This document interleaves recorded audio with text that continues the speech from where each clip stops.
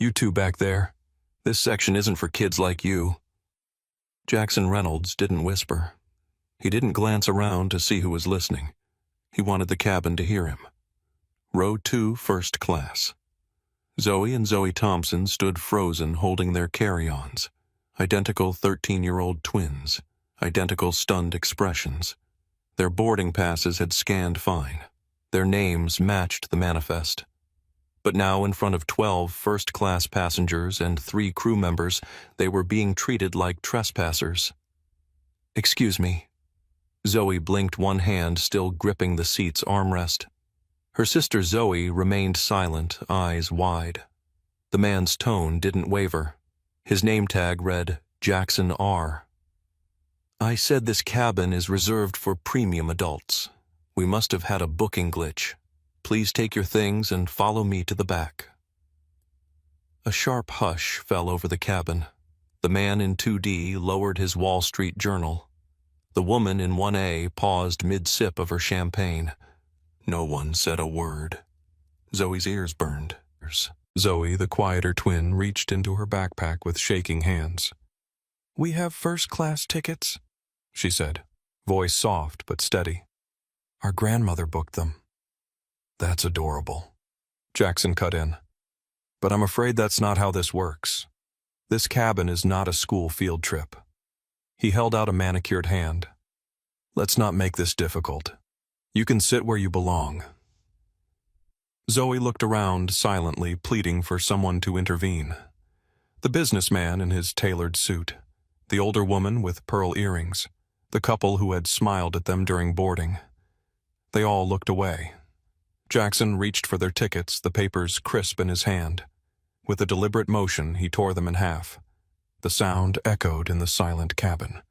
Earlier that morning, the Thompson family home in Brooklyn Heights had buzzed with excitement. Well before sunrise, Diana Thompson helped her daughters pack the last of their essentials. "Mom, do you think we packed too much music?" Zoe asked, carefully sliding her sheet music into a leather folder. Diana smiled at her daughter. At 13, both girls were already accomplished musicians. Zoe, with her classical piano training, meticulous and disciplined. Zoe, with her jazz saxophone, innovative and bold. "You can never have too much music," Diana replied, zipping Zoe's carry-on. "Besides, this isn't just any performance. This is the International Youth Music Conservatory in Paris. With judges from Juilliard and the Paris Conservatory," Zoe added, bouncing on her toes. She'd been practicing her solo piece for months. The invitation had arrived 6 months ago, an honor extended to only 20 young musicians nationwide.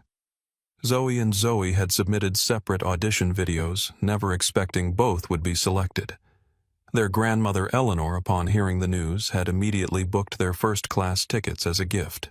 "You've earned this," Eleanor had told them during their last video call. "All those early mornings, all those hours of practice. Now you fly with your heads high." Diana checked their passports one more time. "Your grandmother will meet you in Paris. She's flying in from Brussels after her keynote." Eleanor Thompson wasn't just any grandmother.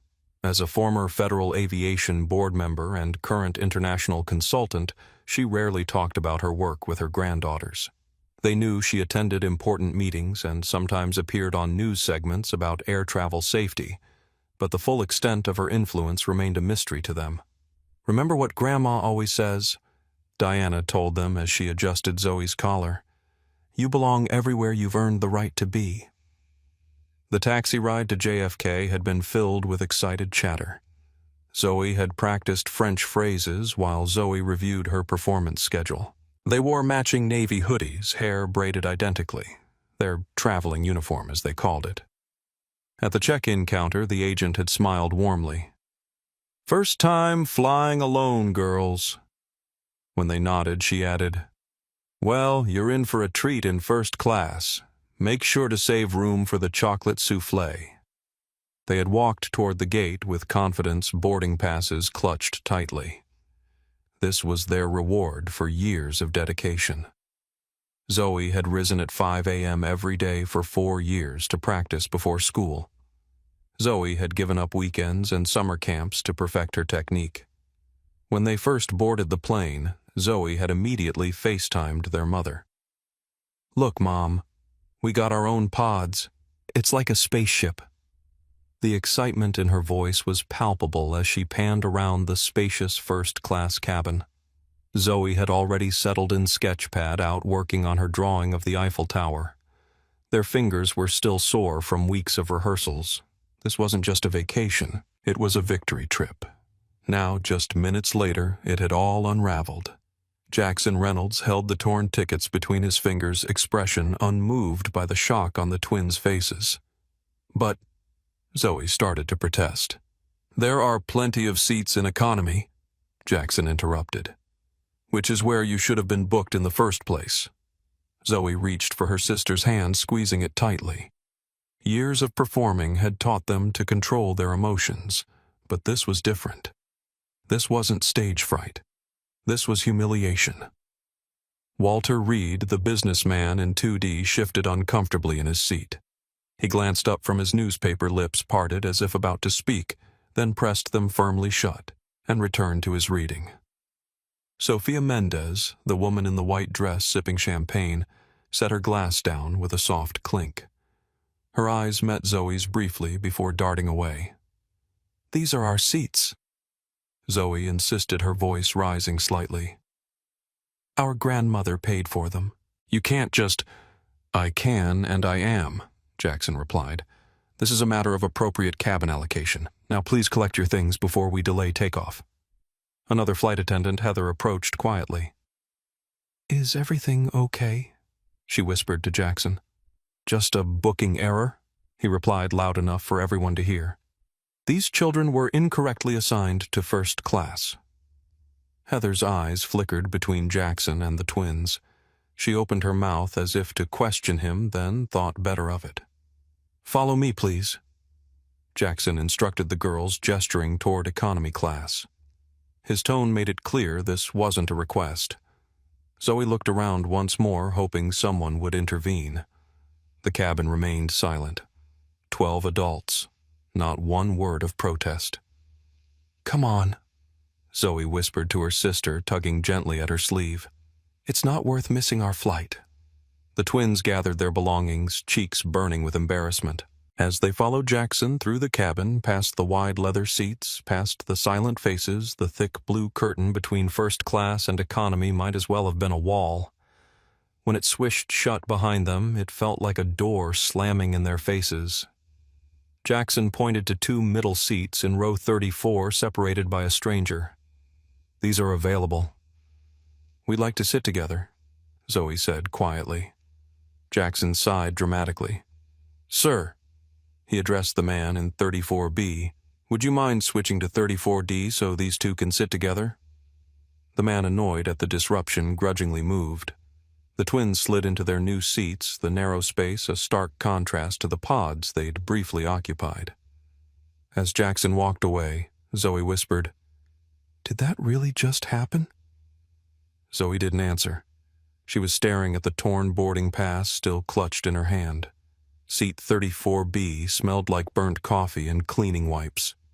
Zoe sat stiffly, arms folded across her chest. Zoe settled next to her in 34C, careful not to brush elbows with the fidgety woman beside her. "This isn't happening," Zoe muttered. "We didn't do anything wrong."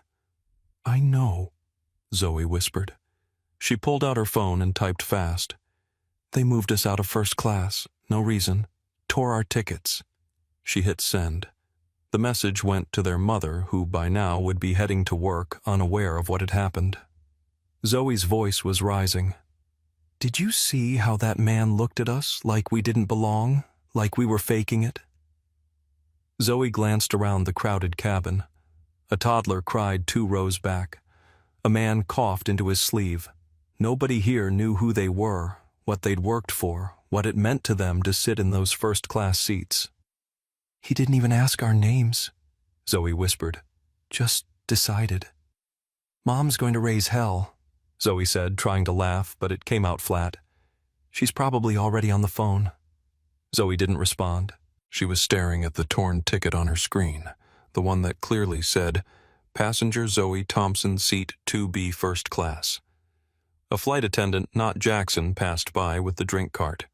She didn't make eye contact with the twins. "Should we tell her what happened?" Zoe asked. Zoe shook her head. "What's she going to do? The plane's about to take off." The captain's voice came over the intercom, welcoming passengers to Skyway Airlines Flight 219 New York to Paris. As he detailed their route and expected weather, Zoe thought about their grandmother waiting in Paris. Eleanor Thompson didn't raise her voice. She didn't need to. "What do you think Grandma Eleanor will say?" Zoe whispered. Zoe's expression hardened. "Remember what she always tells us. The silence isn't neutral. It's a side." Zoe nodded slowly, looking back at the blue curtain separating them from first class. 12 adults had watched them being removed. 12 adults had chosen silence. The plane began to taxi, its engines rumbling beneath them. Zoe closed her eyes, trying to focus on the competition ahead, but all she could see was Jackson Reynolds tearing their tickets in half. Beside her, Zoe typed furiously into her notes app, documenting everything that had happened. The exact words, the faces, the silence. "What are you doing?" Zoe asked. "Making sure we remember," Zoe replied. "Every detail." Halfway across the world in a polished glass tower overlooking the Seine, Eleanor Thompson stood before a boardroom filled with industry executives. Her presentation, Ethics Beyond the Balance Sheet, ESG Failure Thresholds in Aviation, had the room captivated. At 72, Eleanor commanded attention not with volume but with precision. Her charcoal suit and silver hair projected an aura of authority that had served her well for decades in an industry dominated by men. "The ethical infrastructure we build today," she was saying, "will determine the industry's resilience tomorrow. Not just financially, but—" Her phone buzzed in her pocket. Eleanor ignored it.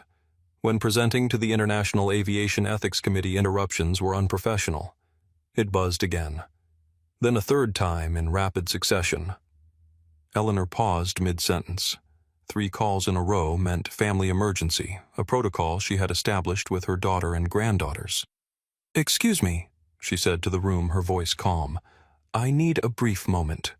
She stepped into the hallway, closed the door behind her, and answered the phone. "Mom." Diana's voice was tight with anger. "It's the girls." "Are they hurt?" Eleanor asked immediately. "No, but they were humiliated. They were in first class. They had tickets, the ones you bought. The airline staff pulled them out. Said it wasn't for them. Tore their tickets in front of everyone." Eleanor's expression didn't change, but her grip on the phone tightened. "Which airline?" "Skyway Airlines. Flight 219 JFK to Paris. They're in economy now. Zoe's furious. Zoe's gone quiet." "I'll handle it," Eleanor said simply. "Mom, this is outrageous. I'm going to call the airline and—" "Diana," Eleanor interrupted gently. "Let me handle this. Trust me." After ending the call, Eleanor stood still for a long beat. Then she turned and walked, not rushed, not panicked, to her private office at the end of the hall. Inside, she locked the door and moved to her secured terminal. She inserted a physical key from her necklace, scanned her thumbprint, and entered a 16-digit code from memory. Her assistant, Carlos, knocked softly. "Ms. Thompson, you still have the closing panel in 15—" "Not anymore," she replied without looking up. "Cancel my appearances for the next 48 hours. Tell them it's a family matter." "Of course," Carlos replied, concern evident in his voice. "Is everything all right?" Eleanor didn't answer immediately. Her fingers flew across the keyboard, entering a series of commands. Command Black Flag Override. User E. Thompson, LVL-5A. Target Skyway Airlines. Violation non-humane conduct. Unprovoked removal of minor passengers. Status escalate. The screen flashed. Black flag engaged. Ethics score suspended. Compliance pending. Eleanor stared at the confirmation message. In 30 years of building aviation ethics infrastructure, she had never activated this protocol. The black flag override was the nuclear option designed for the most egregious violations of passenger dignity. She picked up the phone again. "Get me Dr. Amara Okafor, chair of the ESG Emergency Review Board," she told Carlos. "Tell her the Thompson Protocol is live." Back on the plane, Zoe fidgeted with her hoodie string tugging hard enough to fray the end. "You think she's mad?" she asked her sister. "Grandma Eleanor doesn't get mad," Zoe replied. "She gets surgical." They didn't know yet, but in 3 minutes, Skyway's ESG compliance rating would drop to non-humane-centric, a classification never before issued. In 7, 3 global banks would freeze a total of $900 million in active green funding tied to the airline. And in 36, the CEO of Skyway Airlines would call an emergency meeting with the board to ask one terrified question. Who the hell is Eleanor Thompson? Eleanor Thompson had never intended to revolutionize aviation ethics. 40 years ago, as a young black woman with a law degree and a passion for regulatory frameworks, she had simply wanted the industry to recognize a basic truth. Dignity wasn't a luxury amenity. Her office in Brussels was understated. No awards on display, though she had many. No photos with presidents or prime ministers, though she had advised them. Just one framed picture Eleanor at age 25 standing beside her late husband, James, both holding their infant daughter, Diana, outside their first home. James had been her anchor, an engineer who understood systems, both mechanical and human. When Eleanor first proposed the concept that would eventually become AeroCore, James had stayed up 3 nights straight helping her map the technical architecture. "They'll fight you," he'd warned. "Not because it's wrong, but because it's right in a way that costs money." He'd been correct. The Aviation Ethics Regulatory Oversight Core System, AeroCore, was initially dismissed as impractical idealism. Airlines balked at the idea of tying ethics compliance directly to financial mechanisms. Regulatory bodies feared overreach. But Eleanor was patient.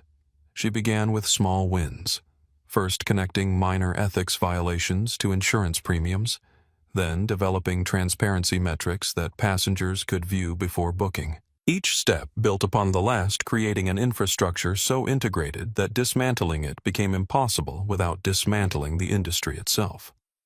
When James died suddenly of a heart attack 15 years ago, Eleanor had nearly abandoned her work. What drove her forward was finding his notes on what he called the Thompson Protocol, an emergency override designed to halt operations when ethics failures reached critical levels. Some violations are so fundamental, his notes read, that the only appropriate response is immediate system-wide accountability. Eleanor had refined his concept, embedded it deep within AeroCore's architecture, and then deliberately never mentioned its existence to the airlines that adopted her system. It was the fail-safe that no one knew existed, until now. As she stood in her office watching the initial alerts propagate through the system, Eleanor thought of her granddaughters. Zoe with her fierce sense of justice, Zoe with her quiet determination. Both of them humiliated for daring to sit in seats they had rightfully earned. Carlos appeared at her door again. "Dr. Okafor is on line 1. She says the override is unprecedented." "It was designed to be," Eleanor replied, picking up the phone. "Eleanor." Dr. Amara Okafor's voice was tense. "The system is showing a black flag override for Skyway Airlines. Is this an error?" "No error, Amara. The protocol is functioning exactly as designed." "This will freeze nearly $1 billion in ESG funding within the hour. 3 airports are already flagging compliance concerns." Eleanor sat down, her posture straight as ever. "My granddaughters were forcibly removed from their first-class seats today. Their tickets were torn up in front of them. No questions asked, no names checked. Just a flight attendant who decided 2 young black girls didn't belong there." Silence on the line. Then, "I see." "Do you?" Eleanor asked quietly. "Because Skyway Airlines doesn't. Not yet." "The board will need documentation," Amara warned. "This level of response requires..." It's already uploading to the secured server. Passenger manifest ticket confirmation and a text message description of the incident. The Thompson Protocol was designed for exactly this scenario when airlines forget that ethics isn't just a score on a dashboard. It's about how they treat real people. After ending the call, Eleanor walked to her window overlooking the city. In the reflection, she could see her younger self, the woman who had been told repeatedly that her ideas were too ambitious, too idealistic. The woman who had built anyway. "James," she whispered to her reflection, "I think it's time." 3 floors below Eleanor's office, in a temperature-controlled server room, AeroCore hummed with activity. What appeared to most industry insiders as a simple ethics monitoring dashboard was in reality a complex neural network connecting every major financial, regulatory, and operational system in global aviation. To understand AeroCore's true power required understanding its architecture. At its foundation lay 3 interconnected layers.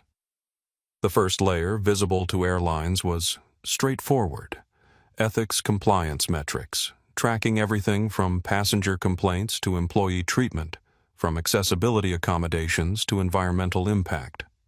The second layer, visible only to regulators and ethics boards, monitored patterns invisible to individual airlines: cross-carrier discrimination incidents, multi-airport compliance failures, industry-wide treatment disparities. The third layer, known only to Eleanor and a select few architects, was AeroCore's true innovation autonomous response protocols that could trigger without human intervention when certain thresholds were crossed. What made the system revolutionary wasn't just its monitoring capability, but its direct integration with ESG funding mechanisms. As sustainable investment had grown exponentially over the past decade, Eleanor had positioned AeroCore as the gold standard for verifying aviation ethics compliance, a prerequisite for accessing the trillion-dollar ESG market. Airlines that signed on to AeroCore gained preferential rates from ESG-focused lenders. Airports granted better gate assignments and landing slots to AeroCore-compliant carriers. Insurance companies offered reduced premiums. The result, a financial ecosystem where ethical behavior wasn't just morally right, it was economically necessary.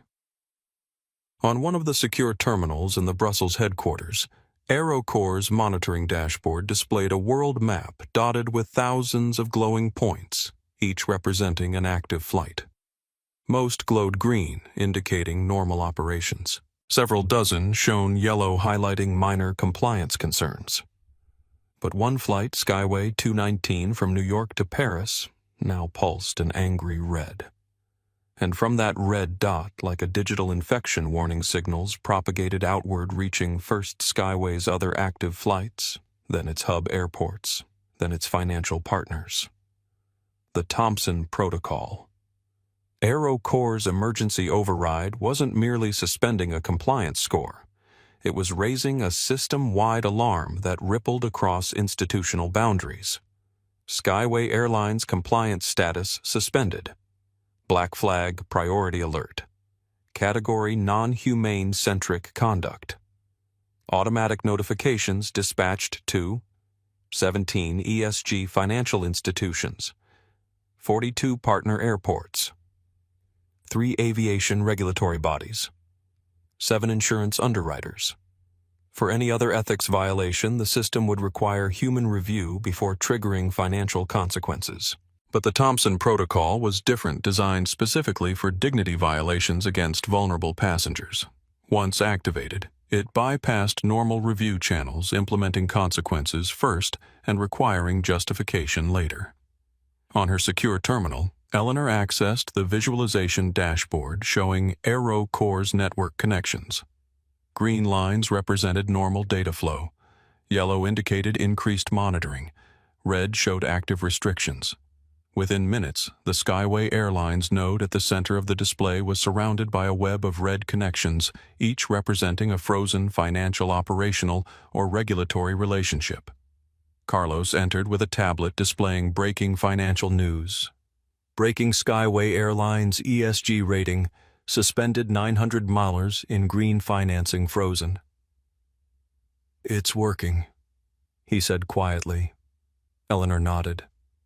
The Thompson Protocol wasn't designed for punishment, Carlos. It was designed for attention. Now we have theirs. At New York's JFK Airport Gate 32 erupted in confusion. Skyway Airlines Flight 443 to London, scheduled for immediate boarding, suddenly showed delayed compliance review on the departure board. "Ladies and gentlemen," the gate agent announced, confusion evident in her voice, "we're experiencing an unexpected compliance verification. Boarding will be delayed approximately 30 minutes. Passengers groaned. A businessman in a tailored suit approached the counter. "What does compliance verification mean? I have a connection to catch." The gate agent typed frantically, eyes widening at whatever appeared on her screen. "Sir, I don't have that information right now. We're waiting for instructions from headquarters."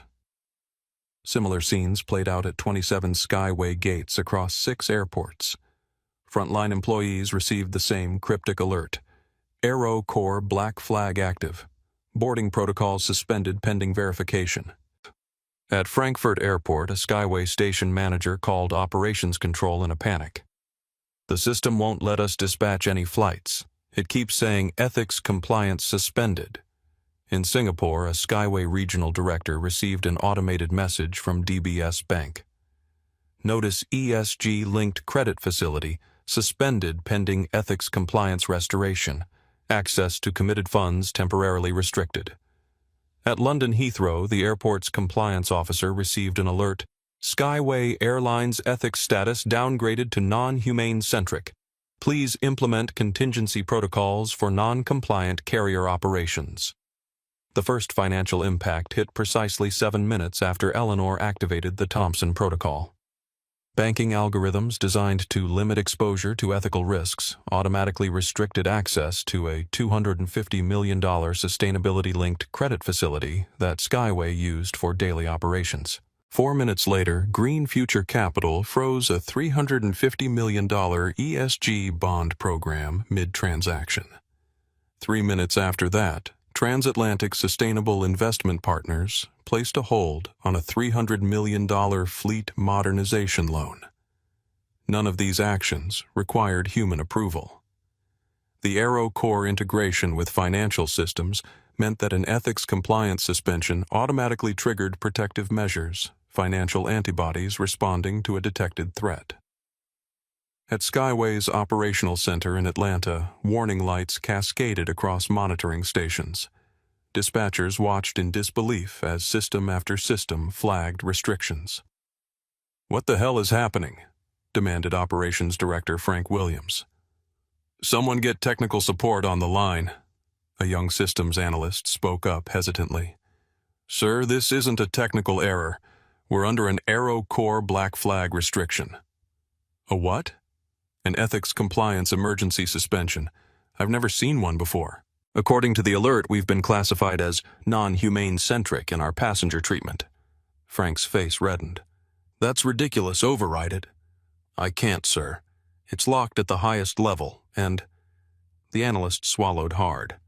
"It's affecting our financial access. Treasury just called. Our operational credit lines are freezing."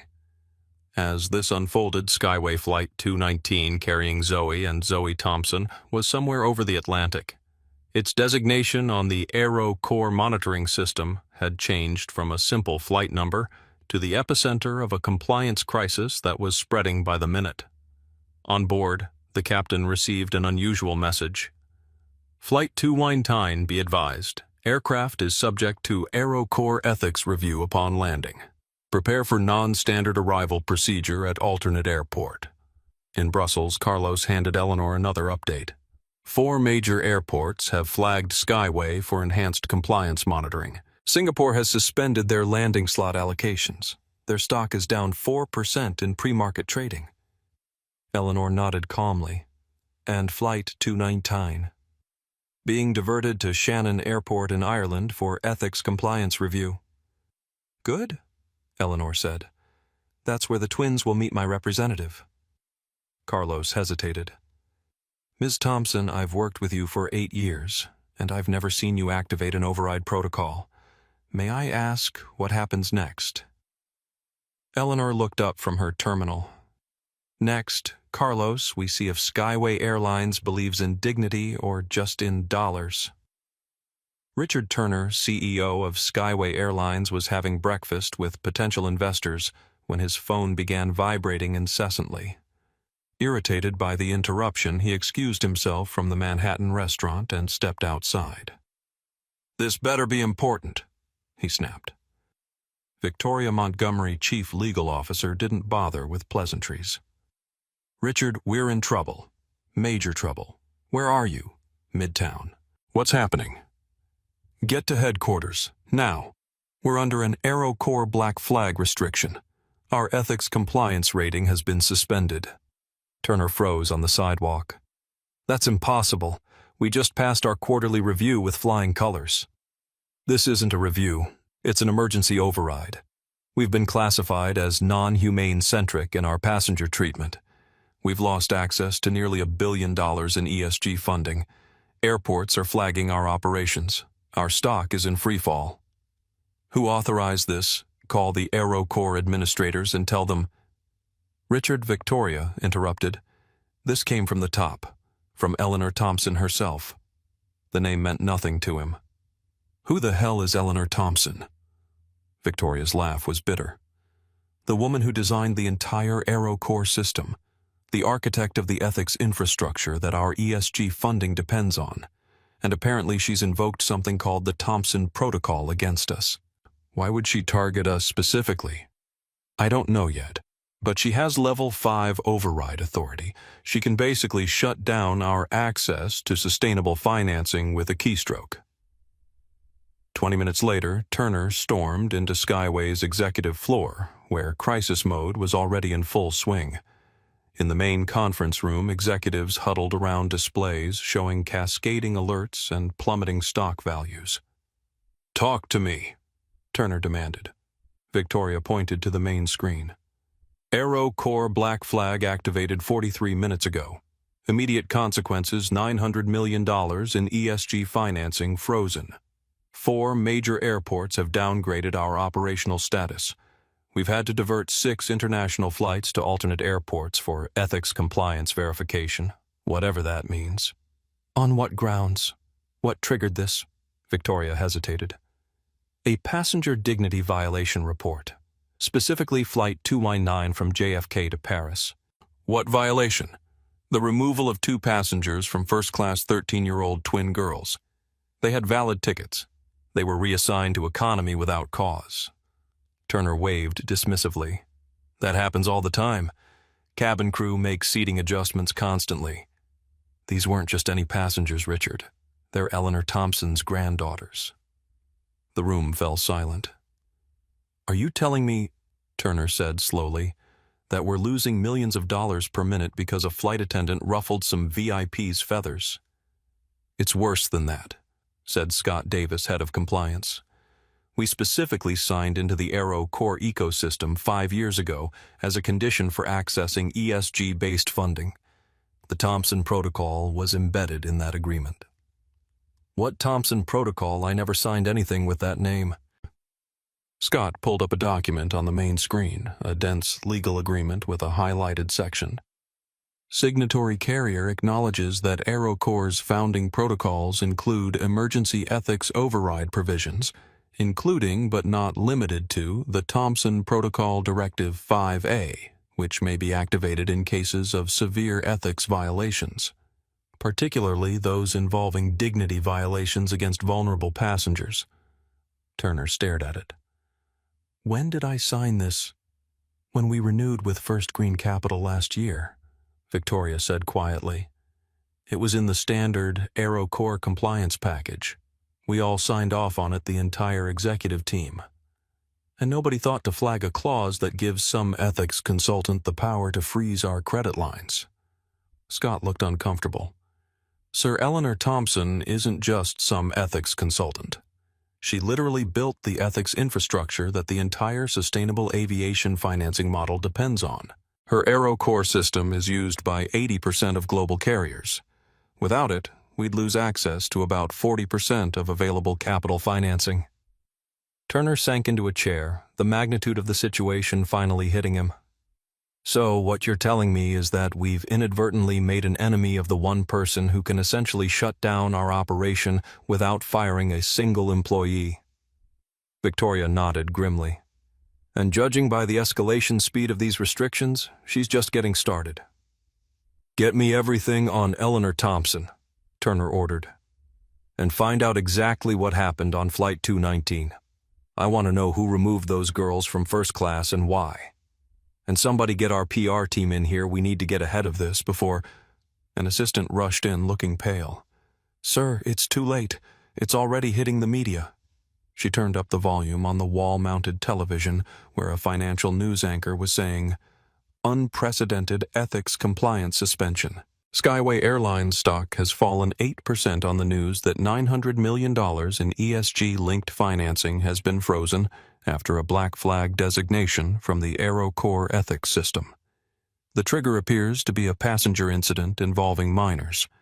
We are still gathering details, but sources indicate this may be the first activation of the legendary Thompson Protocol, a fail-safe mechanism designed by AeroCore architect Eleanor Thompson. Turner stared at the screen, then back at his executive team. Find out what happened on that flight. He repeated, his voice dangerously quiet.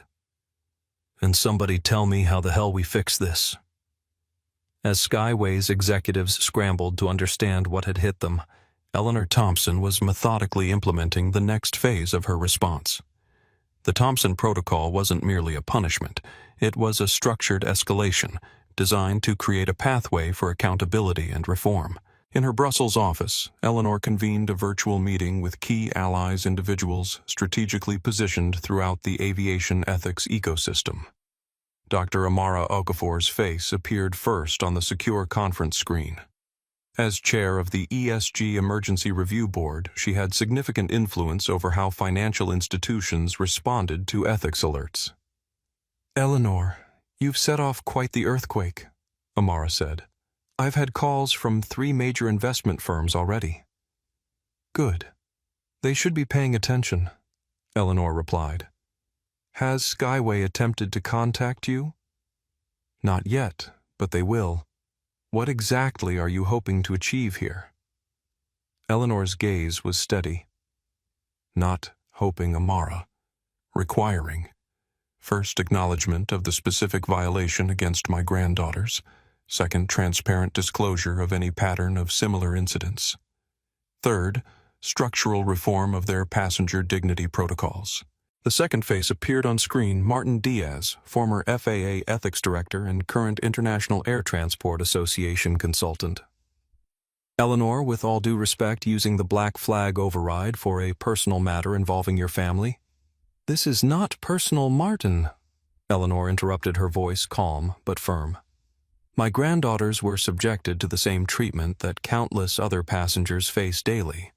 The difference is that they happen to be related to someone who can do something about it. She pulled up a document on her screen and shared it with the group. This is a compilation of passenger dignity complaints filed against Skyway Airlines over the past 3 years. 87% of complaints by Black, Hispanic, and Asian passengers were classified as unverifiable and never escalated for review. Martin's expression changed as he scanned the data. Where did you get this? From the AeroCore pattern recognition algorithm. Level 5 access allows me to see what individual airlines can't or won't acknowledge their own ingrained patterns of selective treatment. The third face appeared Layla Farhadi, director of the Global Aviation Ethics Initiative. Eleanor, I support what you're doing, but the financial impacts are already spreading beyond Skyway. 2 other airlines have had minor ESG restriction alerts triggered because of their operational ties to Skyway. That's by design, Layla. The aviation industry functions as an interconnected ecosystem. When one carrier commits a serious ethics violation, others should question their associations. Eleanor opened another document, this one labeled Thompson Protocol Phase 2. I'm implementing a graduated response. The initial black flag was automatic triggered by the specific violation on Flight 219. Phase 2 will depend on Skyway's response in the next 12 hours. And she shared the document revealing a detailed flowchart of potential escalation and de-escalation pathways. If they acknowledge the violation, identify the responsible parties, and commit to structural reform, we begin a supervised restoration process. If they deny, deflect, or attempt to minimize the restrictions, intensify and expand to their operational partners. Carlos entered with a tablet. Ms. Thompson Skyway CEO Richard Turner is attempting to reach you. His office has called 3 times in the past 10 minutes. Eleanor nodded. Tell him I'll return his call after this meeting. Turning back to the screen, she continued. Each of you represents a critical checkpoint in this process. Amara, you'll review their financial compliance restoration plan. Martin, you'll evaluate their operational reforms. Layla, you'll monitor their public accountability measures. And if they fight back? Martin asked. They already are, Eleanor replied. Their legal team is undoubtedly preparing a challenge to the Black Flag designation as we speak. They'll claim it's disproportionate, possibly retaliatory due to my family connection. Is it? Layla asked quietly. Eleanor's expression didn't change. My granddaughters were humiliated because of the color of their skin. If protecting them from discrimination means leveraging every tool at my disposal, I make no apologies for that. But this isn't about vengeance, it's about visibility. For decades, these incidents have remained invisible because the victims lacked power. Today, that changes. After the call ended, Carlos returned. Ms. Thompson, your daughter Diana has called twice, and the PR team is asking how to respond to media inquiries. Tell Diana I'll call her shortly. As for the media, we say nothing. The Thompson protocol speaks for itself. And CEO Turner's call. Eleanor checked her watch. I'll call him in exactly 1 hour. Let him feel the weight of waiting. Sometimes, Carlos, the most powerful message is silence. As Carlos left, Eleanor opened her desk drawer and removed a small leather-bound journal, James's notebook, where he had first sketched the Thompson Protocol concept 15 years ago. Inside the cover, he had written a note to her. Some will call this overreach. Others will call it justice. But we know what it really is, a recalibration of power. Remember, Ellie, systems don't change because we ask nicely. They change because the cost of remaining the same becomes too high to bear. Eleanor traced her fingers over his handwriting. The cost just went up, James, she whispered. Let's see if they're ready to pay. Ladies and gentlemen, this is your captain speaking. The standard mid-flight announcement woke Zoe from her uneasy sleep. Beside her, Zoe had been staring at the ceiling for hours, unable to rest. We've been advised by air traffic control of an ethics compliance alert affecting our operational rating. We will be diverting to Shannon Airport in Ireland for further instructions. Our estimated arrival time is now 4:25 p.m. local time. We apologize for any inconvenience. A confused murmur rippled through the cabin. Ethics compliance, Zoe whispered. What does that mean? Zoe sat upright. I don't know, but something's happening. Around them, passengers pulled out phones, searching for signals. A businessman 2 rows ahead managed to connect to the in-flight Wi-Fi, and his exclamation drew attention. Holy Skyway stock is crashing. Some kind of ethics violation flag. More passengers connected, the buzz of conversation growing louder with each new piece of information discovered. It says here all their ESG funding is frozen. $900 million just locked down. Something about passenger treatment. Zoe and Zoe exchanged glances. You think this is because of us? Zoe whispered. No way, Zoe replied. How could it be? A flight attendant, not Jackson, passed through the cabin, visibly tense as passengers peppered her with questions she couldn't answer. Ma'am, why are we being diverted? Is the airline in trouble? What's an ethics compliance alert? Her rehearsed response. We'll have more information upon landing, did little to calm the growing anxiety. When she reached row 34, she paused, glancing at the twins with an unreadable expression before moving on quickly. Zoe pulled up the in-flight map on her screen. We're nowhere near Paris now. Ireland is completely out of the way. Do you think Grandma Eleanor knows about the diversion? Zoe asked. Zoe's eyes widened suddenly. Zoe, what if Grandma is behind this? Behind what? This ethics thing. She works with airlines, right? What if she found out what happened to us and did something?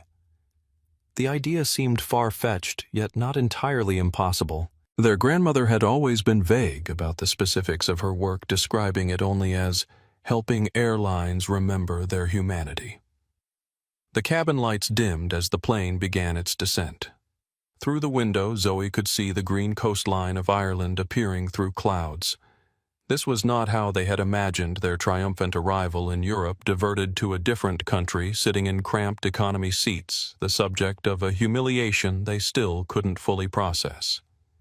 As the plane touched down at Shannon Airport, the captain's voice came over the intercom again.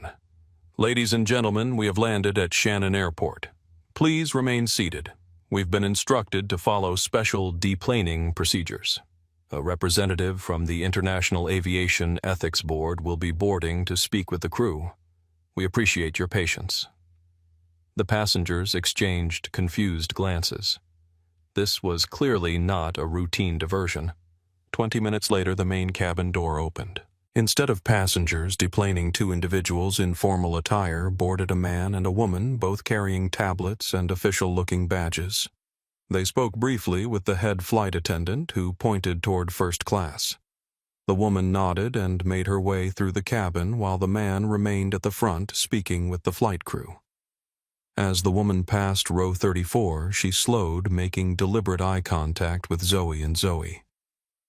Zoe and Zoe Thompson, she asked quietly. The twins nodded, surprised. My name is Sophia Winters, International Aviation Ethics Board. When we deplane, please remain seated until everyone else has exited. Someone will escort you to a private waiting area. Zoe found her voice. Are we in trouble? Ms. Winters' expression softened. No, but Skyway Airlines certainly is. While the twins waited in the private lounge at Shannon Airport, the story was already spreading across global media platforms. What had begun as a financial news item about Skyway Airlines' ethics compliance suspension quickly evolved as details emerged.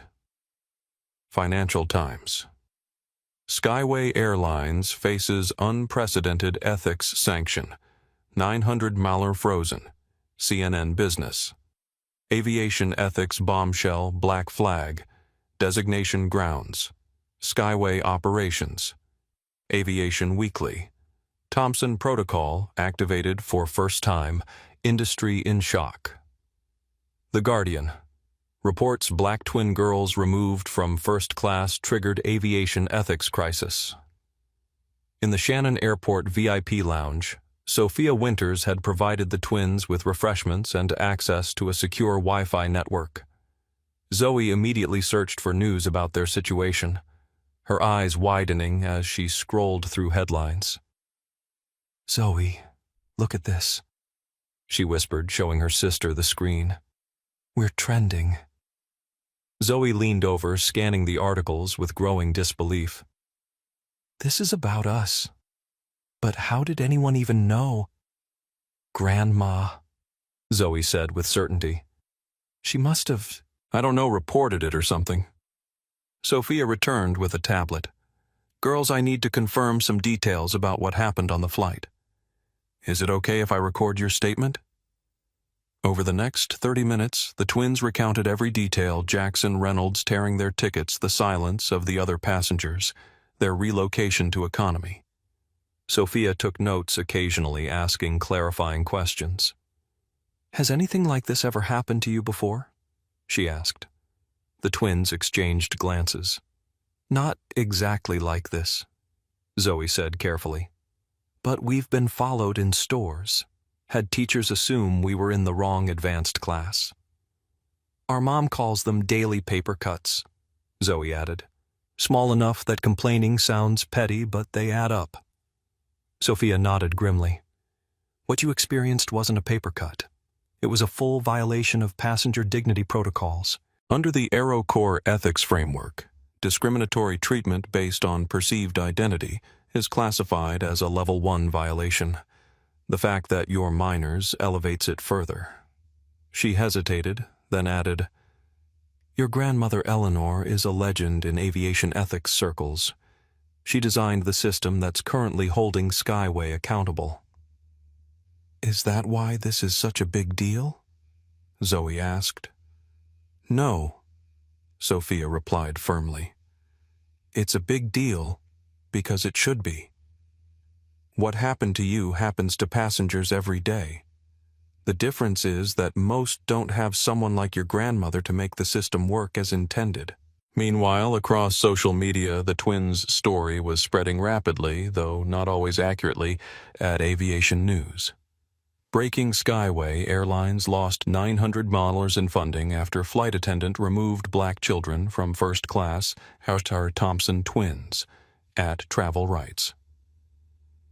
Eleanor Thompson activates nuclear option against Skyway after her granddaughters were racially profiled #Justice for Thompson twins at Skeptic Travel. Story seems suspicious. 2 kids get moved from first class and an entire airline gets punished. There must be more to this. #wait for facts. At Skyway Official. We are aware of the AeroCorps compliance alert and are working to address the situation. The comfort and dignity of all our passengers remains our highest priority. In the private lounge, Zoe was scrolling through comments on a news article. Her expression darkened. "People are saying we're lying," she said, "that we made it up for attention. Don't read the comments," Sophia advised, but it was too late. "Why would an airline deliberately target 2 random kids?" Zoe read aloud. "Sounds like entitled brats whose grandma has connections. How can they say that they weren't even there?" Zoe placed a hand on her sister's arm. "Zoe, it doesn't matter what they think. We know what happened."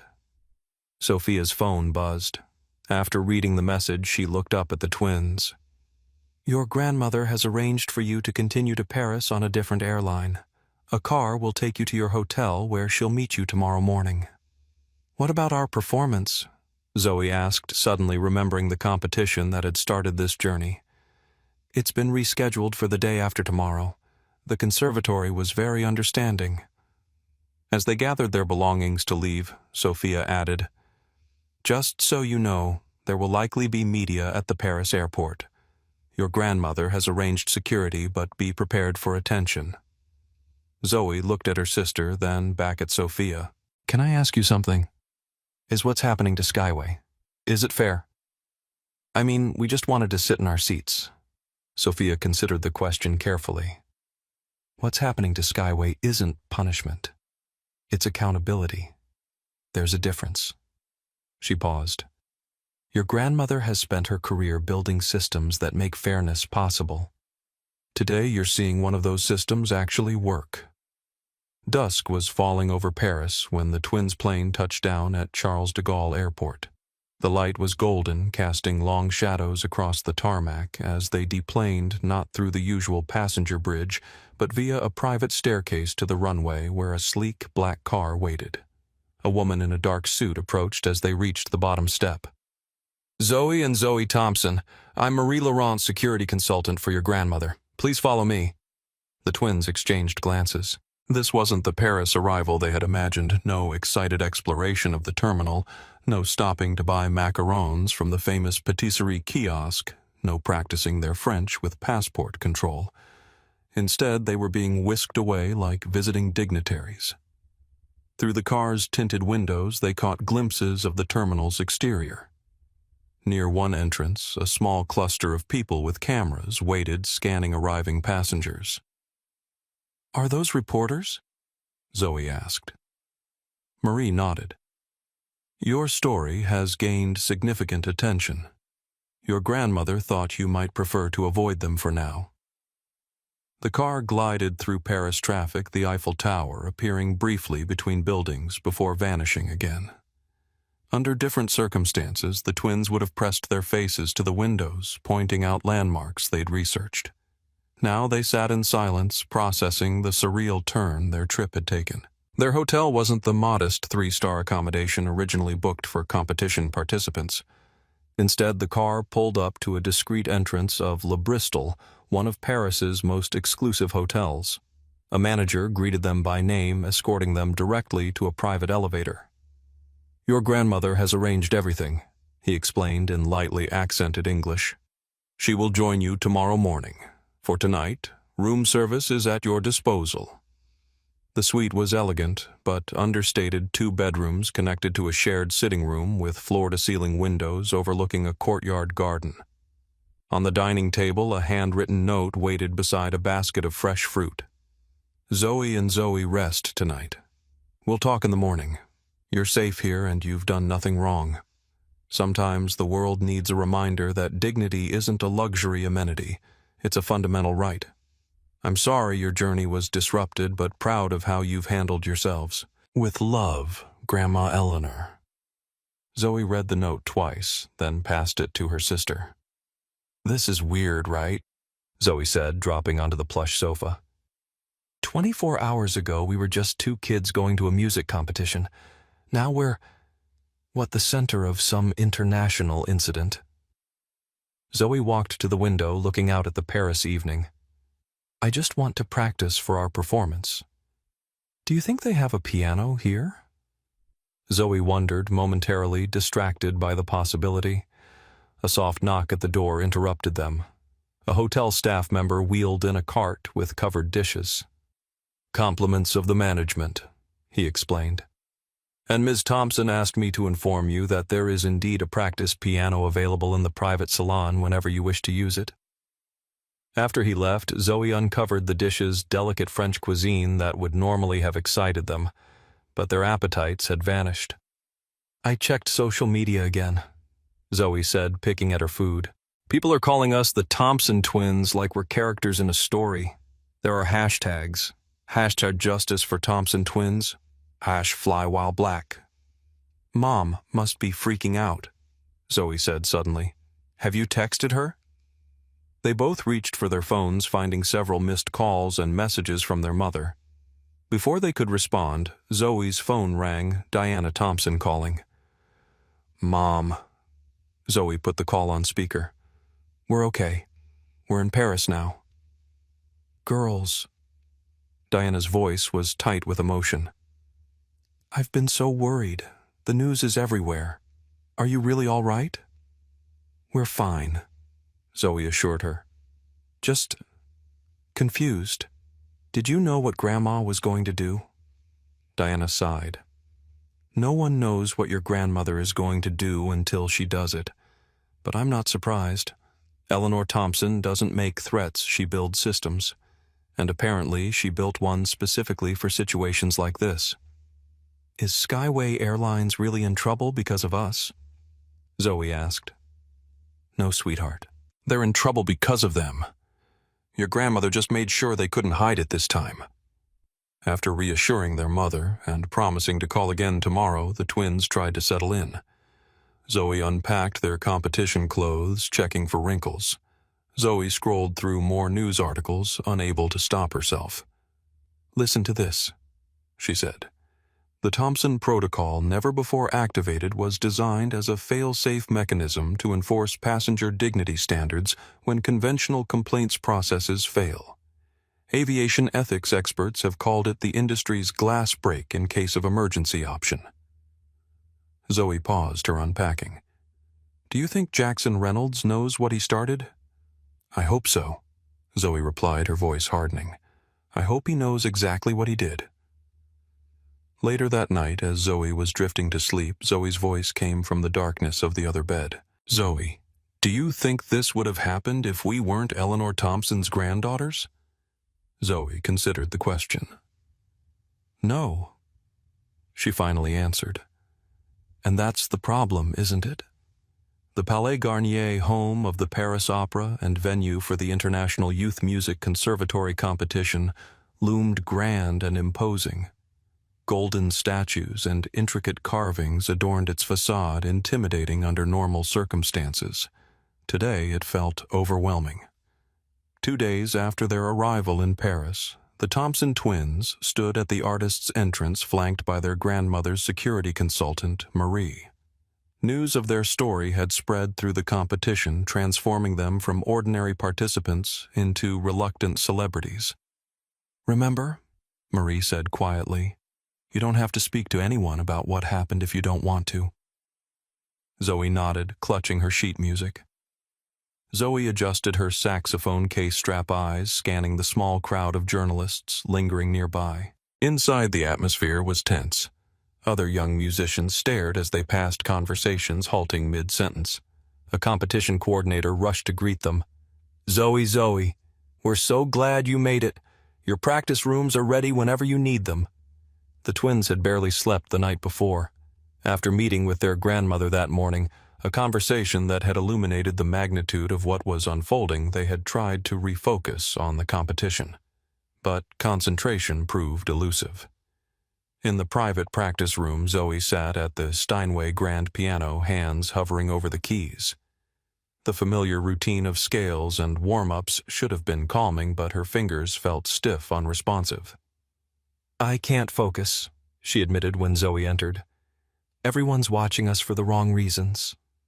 Zoe placed her saxophone on a nearby chair. "Then let's give them the right reasons. Let's play so well they forget everything else." It was easier said than done. During their scheduled rehearsal time on the main stage, Zoe missed notes she hadn't missed in months. Zoe's timing faltered twice. The acoustics of the grand hall seemed to amplify every error. "This is a disaster," Zoe whispered as they left the stage. "We're not ready." In the green room, other competitors watched them with a mixture of curiosity and sympathy. A young violinist from Germany approached cautiously. "I read about what happened to you," she said. "It was wrong. My teacher says your grandmother is making history." Before the twins could respond, a competition official appeared. 5 minutes until the Thompson performance." The reality of the moment crashed over them. This wasn't just another competition now. It was their first public appearance since becoming the Thompson twins of international news. "I can't do this," Zoe said, panic rising. "Everyone's going to be judging us for things that have nothing to do with music." Zoe took her sister's hands. "Do you remember what Mom always says before our recitals?" Zoe nodded. "The music speaks when words fail." "Exactly. So let's stop talking and start playing." When they walked onto the stage, the auditorium was fuller than expected for an afternoon youth competition slot. Journalists lined the back wall. Competition judges sat straight-backed in the front row. And somewhere in the middle, Eleanor Thompson watched quietly. Her presence felt rather than announced. Zoe took her place at the piano. Zoe stood beside her with her saxophone. For their joint performance piece, they had chosen a challenging arrangement that blended classical structure with jazz improvisation, Zoe providing the foundation, Zoe building the conversation above it. The hall fell silent. Zoe took a deep breath, placed her fingers on the keys, and began. The first notes were tentative, slightly rushed, but as the familiar melody flowed through her fingers, something shifted.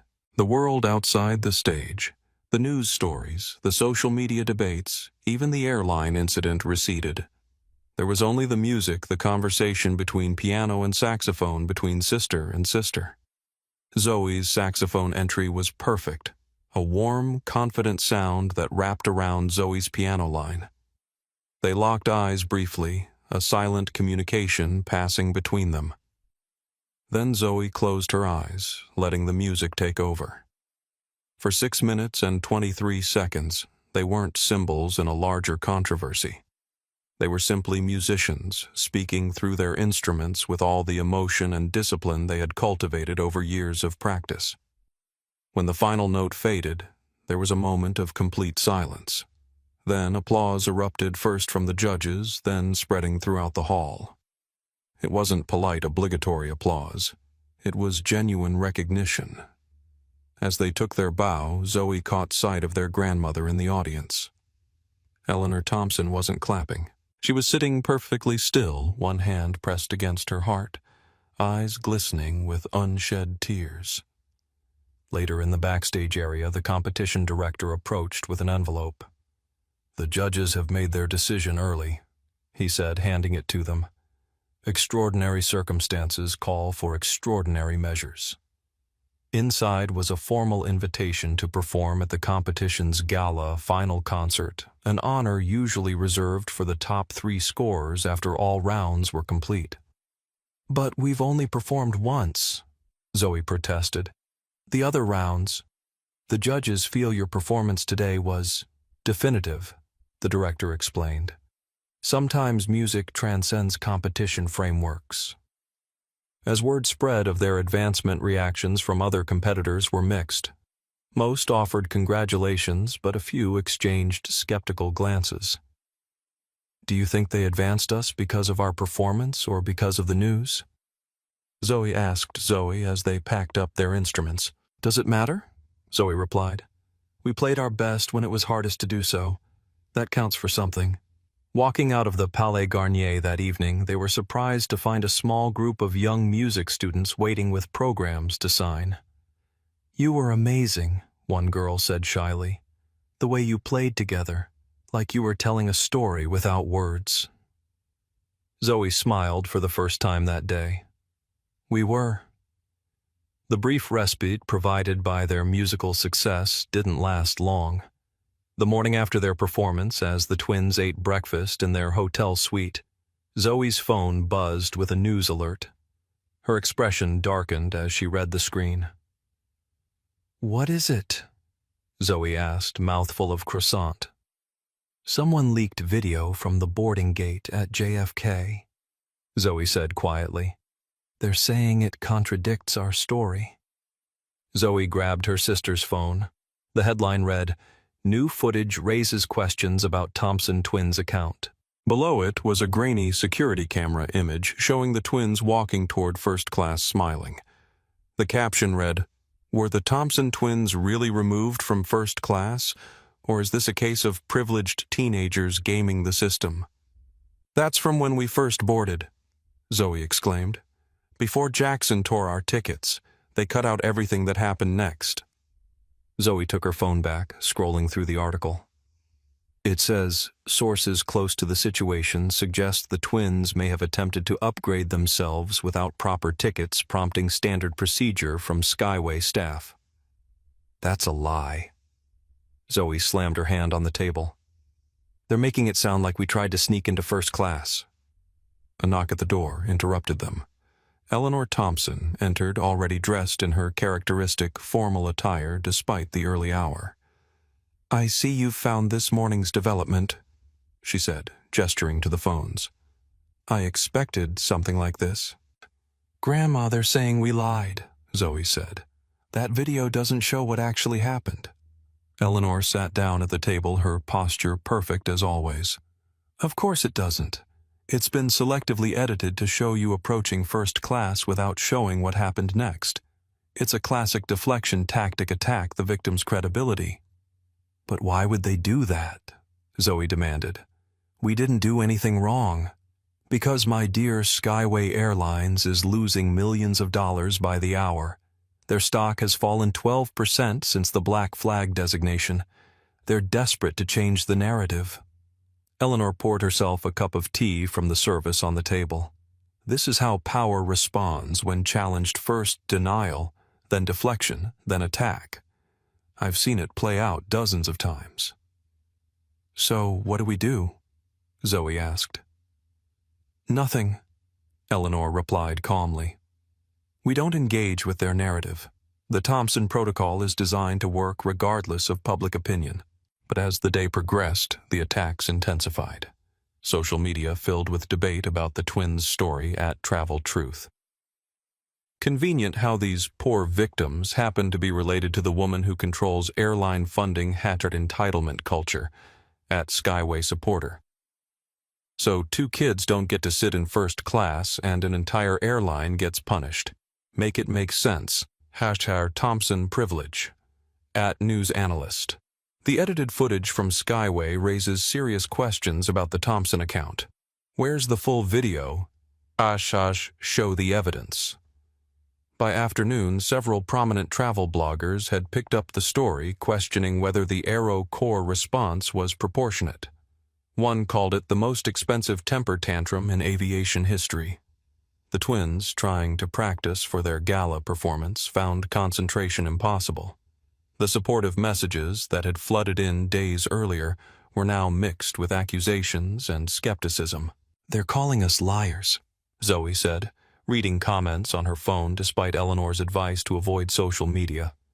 "Someone just wrote that we played the race card to get special treatment." Zoe, who had been quieter throughout the backlash, suddenly looked up from her piano. "This is what he wanted," she said. "What who? Jackson Reynolds. When he tore our tickets, he was sending a message, 'Your experience doesn't matter. Your truth doesn't matter. No one will believe you anyway.'" Zoe stared at her sister. "So what do we do?" "What Grandma said. We don't engage with their lies. We know what happened." But the pressure continued to build. That evening, a prominent news channel ran a segment titled Thompson Protocol Justice or Overreach, featuring aviation experts debating whether Eleanor Thompson had abused her position to punish Skyway over a seating misunderstanding. In their hotel suite, the twins watched in disbelief as a Skyway spokesperson claimed that Jackson Reynolds had merely attempted to verify the twins' tickets after noticing an anomaly in the booking system. "That's not what happened," Zoe shouted at the screen. "He tore our tickets. He never even asked our names." Zoe remained silent, her expression hardening as the segment continued. Eleanor, watching from an armchair, finally spoke. "This is exactly why I built the Thompson Protocol," she said quietly. "Because without it, this would be the end of the story. Their denial against your truth. Their power against your word." "But people believe them," Zoe said, frustrated tears forming. "They're making us look like entitled brats." "Some people will believe them," Eleanor agreed. "But the Thompson Protocol doesn't require public consensus to work. It requires accountability mechanisms that function regardless of who controls the narrative." She turned off the television and faced her granddaughters. "Tomorrow, Skyway Airlines will discover that attacking your credibility won't restore their financial access, and then they'll have to make a choice, double down on their denial or begin the real work of accountability." That night, Zoe lay awake, unable to sleep despite exhaustion. From the other bed, she heard Zoe's voice in the darkness. "Zoe, are you awake?" "Yeah." "Do you think it was worth it? All of this?" Zoe thought for a long moment before answering. "I don't know yet, but I keep thinking about all the people who don't have a grandmother like ours, who gets removed from their seats and just has to take it because no one believes them." "Yeah," Zoe whispered. "Me too." The executive floor of Skyway Airlines headquarters had transformed into a war room. Workstations were abandoned in favor of the main conference area where teams of legal, financial, and public relations specialists worked around the clock. Digital displays tracked the company's plummeting stock price and cascading operational restrictions. CEO Richard Turner hadn't left the building in 36 hours. Unshaven and irritable, he paced the length of the conference table where his core crisis team was assembled. "Update," he demanded, voice hoarse from overuse. Victoria Montgomery, Chief Legal Officer, spoke first. "The Aero Corps Black Flag designation remains in effect. Our challenge to the Ethics Review Board was rejected on procedural grounds. They're insisting we address the specific incident before any review of the designation can occur." "What specific incident?" Turner exploded. "A flight attendant reseated 2 passengers that happens thousands of times a day across the industry." Scott Davis, head of compliance, cleared his throat. "Sir, we've identified the flight attendant in question, Jackson Reynolds. According to his statement, he observed 2 unaccompanied minors attempting to sit in first class and believed there was a booking error. He claims he asked for verification, and when they couldn't provide it, he reseated them in economy. And, Turner prompted. Scott shifted uncomfortably. There are discrepancies between his account and the twins' statement. They claim he tore their tickets without verification and made comments implying they didn't belong in first class. Where's the proof? It's their word against his. Actually, Victoria interjected, we do have security camera footage from the boarding area showing the twins approaching first class. We've released that to media outlets to counter their narrative. Good, Turner nodded. What about this Eleanor Thompson? Have we made contact? Melissa Rivera, PR director, shook her head. Her office is deflecting our calls, but we've started a counter-narrative questioning the proportionality of her response and suggesting possible abuse of position. Is it working? Melissa grimaced. Partially. We've got some sympathetic coverage questioning whether the punishment fits the crime, but it's not translating to any easing of the financial restrictions. That's because the Thompson Protocol bypasses public opinion, Scott explained. It operates directly through financial and regulatory mechanisms. Turner slammed his hand on the table. So we're bleeding millions because one woman has her finger on the kill switch. There has to be a way around this. Victoria cleared her throat. There is one path forward outlined in the AeroCorps documentation. We can submit to a full ethics audit, acknowledge any verified violations, implement required reforms, and apply for provisional restoration of our compliance rating. An audit? Turner scoffed. That could take months. We'll be bankrupt by then.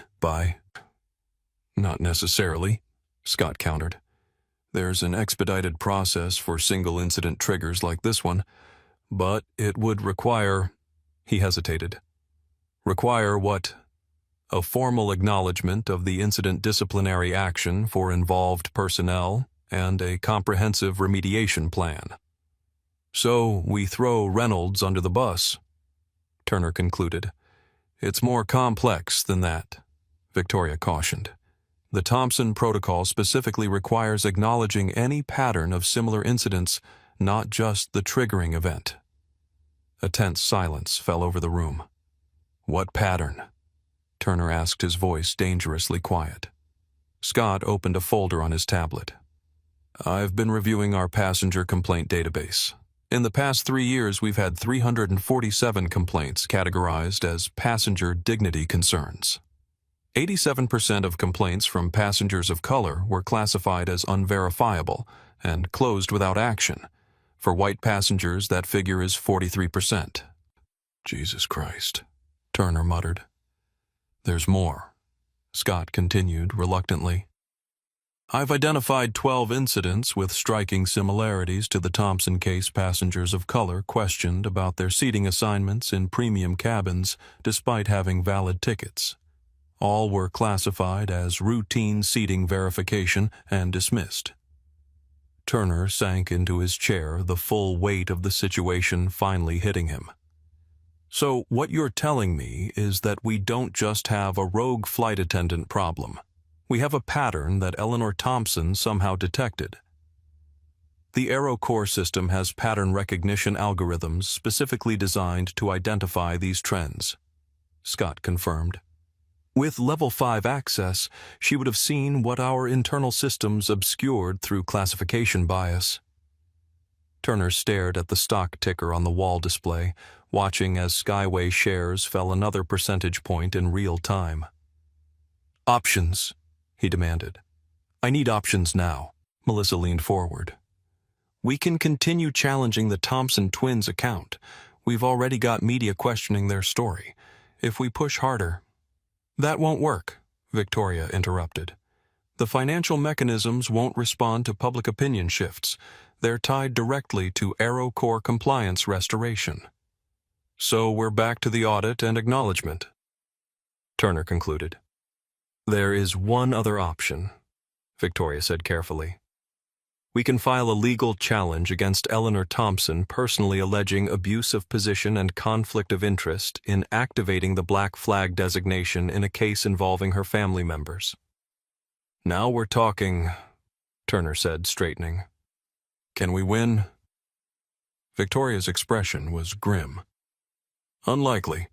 The Thompson Protocol explicitly includes provisions for dignity violations against vulnerable passengers, including minors, and she recused herself from the verification process, which is being handled by the Independent Ethics Review Board. So it's a PR move, not a legal solution, Turner realized. Essentially, it might generate sympathy for our position, but it won't restore our financing or operational status. Turner stood again, walking to the window overlooking the Atlanta skyline. For several long moments, he said nothing. Sir, Scott finally prompted. We need to make a decision. We're losing approximately $2.7 million per hour in operational constraints and market value. Turner turned back to the room. File the legal challenge against Thompson, but simultaneously prepare for the expedited audit. We'll play both angles, public sympathy and procedural compliance.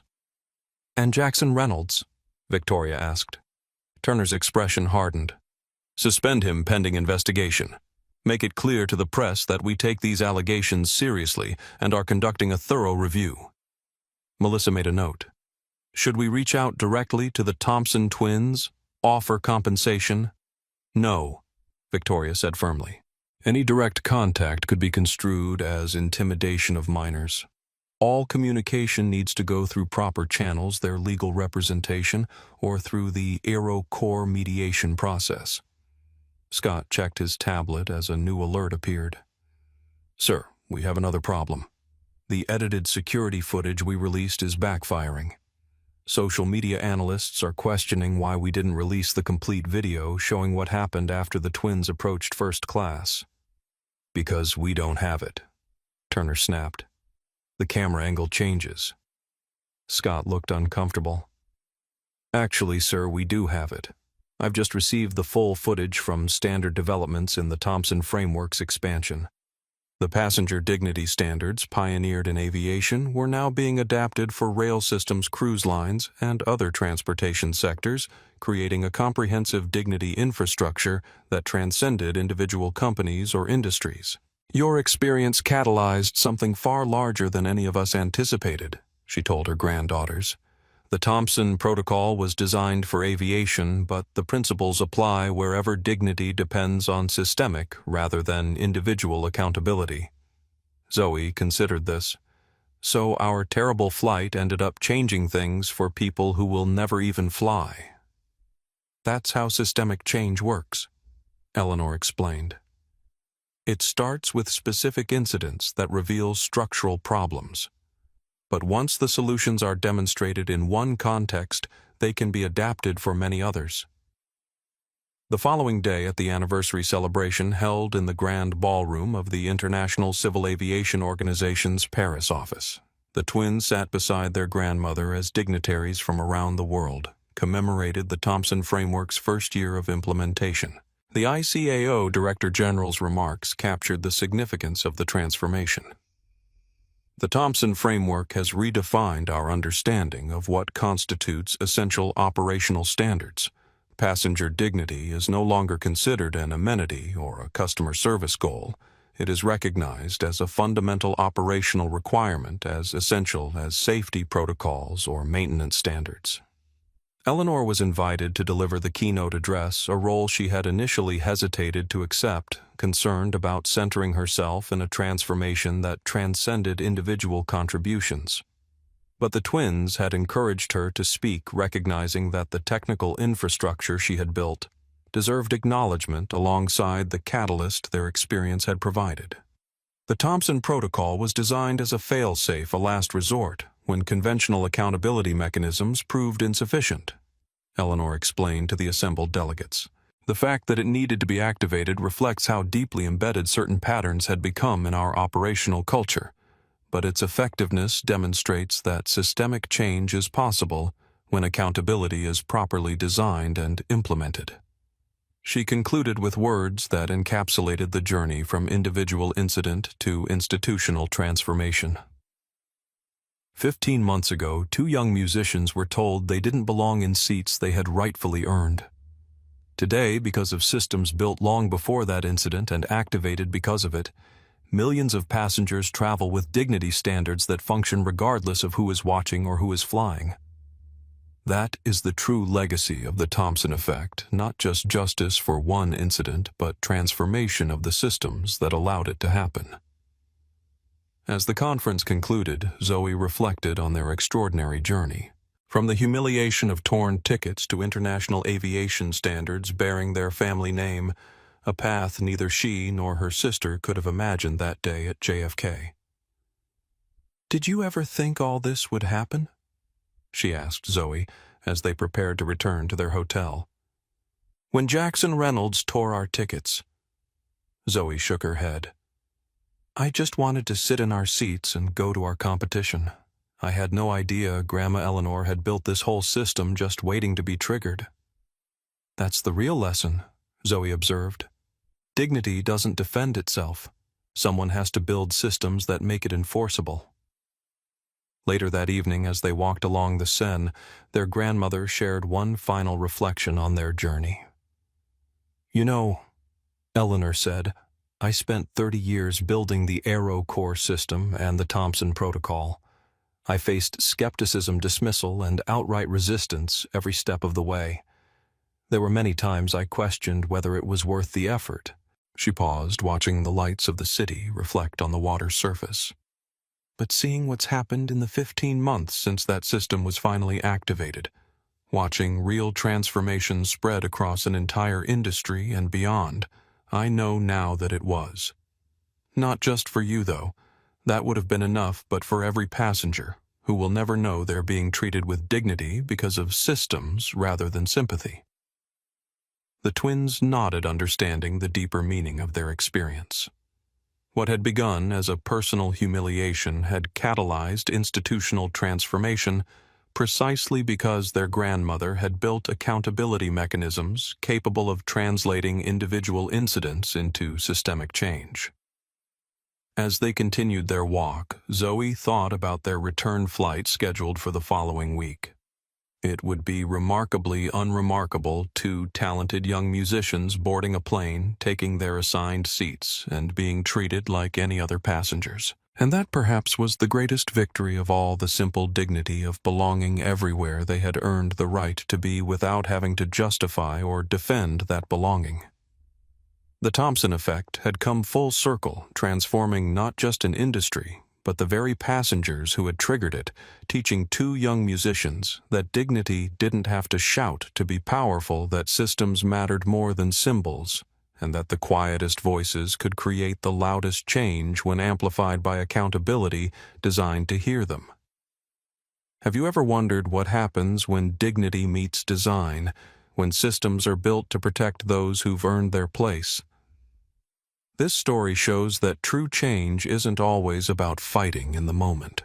Sometimes it's about creating frameworks that make accountability inevitable. If you found this story meaningful, please take a moment to like, subscribe, and share it with someone who needs to hear that their voice matters, especially when others try to silence it. Remember, dignity isn't a luxury amenity. It's a fundamental right that no one should have to justify. Drop a comment below with your own Thompson moment, a time when you stood firm in your truth and created change. Your story might be the catalyst someone else needs.